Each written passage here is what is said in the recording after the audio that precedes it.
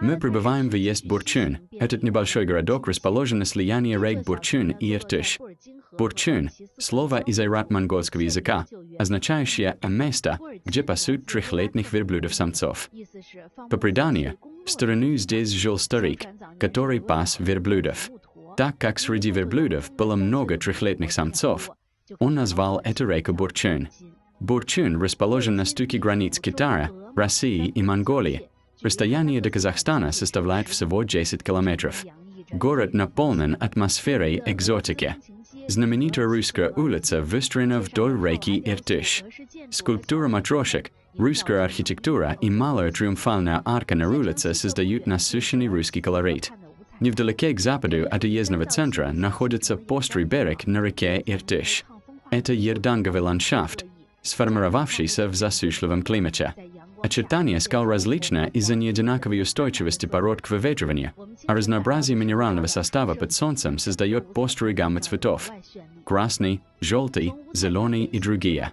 Менее чем через 100 километров к северу от острого берега находится живописная зона Канас.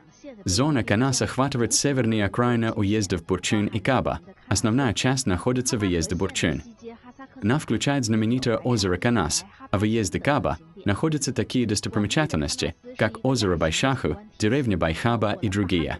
В широком смысле Канас – это крупная ландшафтная система, включающая 8 природных зон и 3 исконных деревни Тува. Туристы посещают 3 главных районов. С востока на запад – это деревня Хему, озеро Канас, деревня Байхаба. Обычно рекомендуют выделить 3 дня.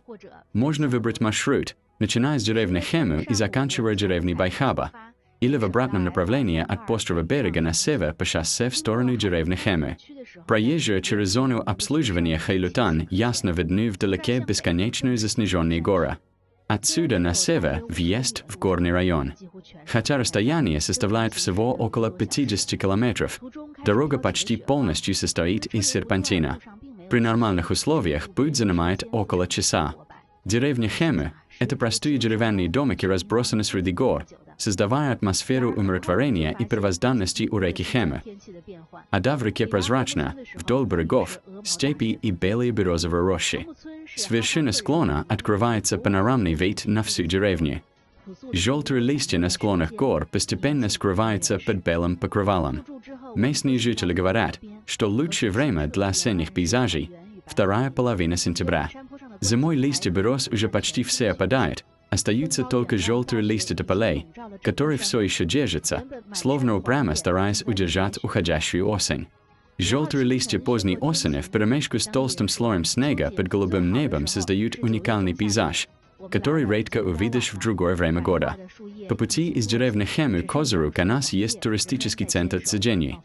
Здесь нужно пересесть на специальный автобус, чтобы въехать в Канас.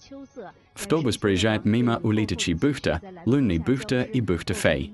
Особенно виды Лунной бухты и бухты Фэй стоят того, чтобы задержаться.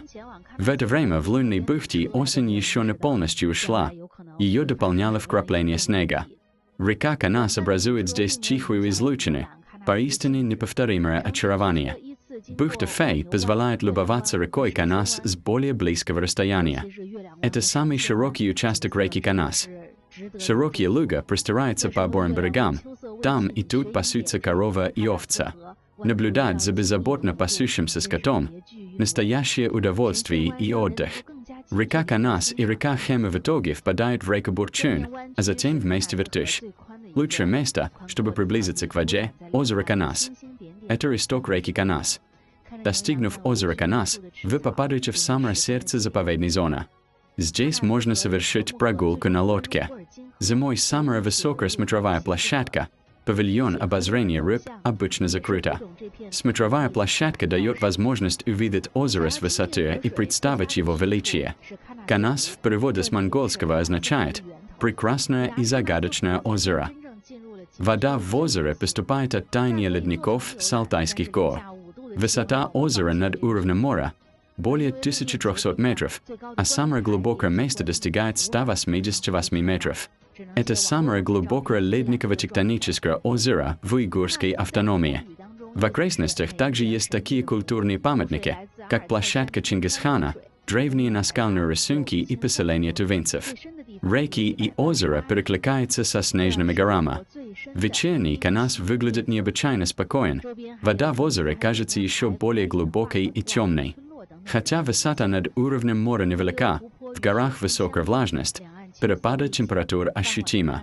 У реки Канас всюду можно было увидеть прозрачную до самого дна воду, которая течет безмолвно, прозрачная как стекло. Последний автобус, курсирующий по парку, работает до 8 часов. Ночная температура доходит до минус 20 градусов. Здесь вы воочию можете увидеть уникальный для уйгурской автономии феномен – поземку с переносом снега ветром. При температуре минус 20 градусов он превращается в лед. Склоны гор по обеим сторонам покрыты толстым слоем снега. Вида очень величественного. Продолжая путь на юг, вы покидаете район Уйгурского Алтая. СМИ много пейзажей Алтая в разные времена года.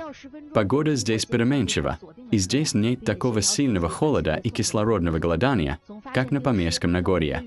Люди восхищаются яркостью здешнего лета и осени, но здесь долгая зима, которая длится с октября по апрель. За красотой заповедных пейзажей скрывается суровая жизнь.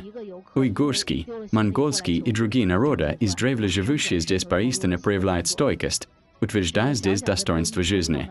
Для путешественников это лишь кратковременный туристический опыт, но для местных жителей трудности это их повседневная реальность. В праздничные дни скапливается много туристов.